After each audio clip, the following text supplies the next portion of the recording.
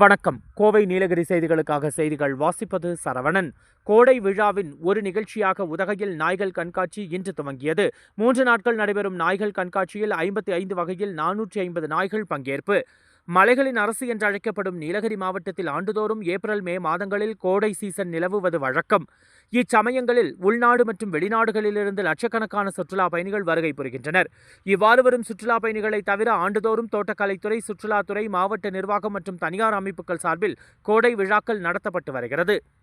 இந்நிலையில் இந்த ஆண்டு கடந்த 3ஆம் தேதி கோத்தகிரி நேரு பூங்காவில் காய்கறி கண்காட்சியுடன் கோடை விழா துவங்கியது.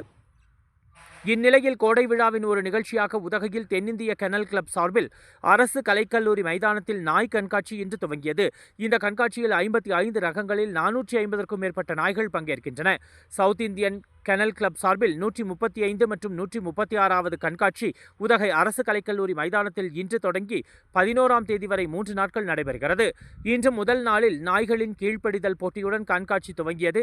இந்த போட்டிகளை ஜப்பான் மற்றும் தென்னாப்பிரிக்கா நாட்டைச் சேர்ந்த நடுவர்கள் நாய்களை மதிப்பிடுவார்.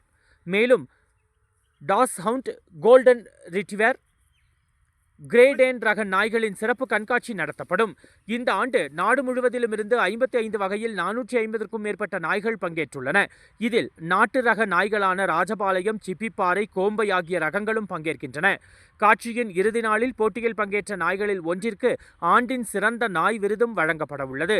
நாய்கள் கண்காட்சியை முன்னிட்டு நாய்களுக்கு தேவையான உணவு, பெல்ட், சங்கிலி உள்ளிட்ட உபகரணங்கள் கொண்ட அரங்குகளும் அமைக்கப்பட்டுள்ளது.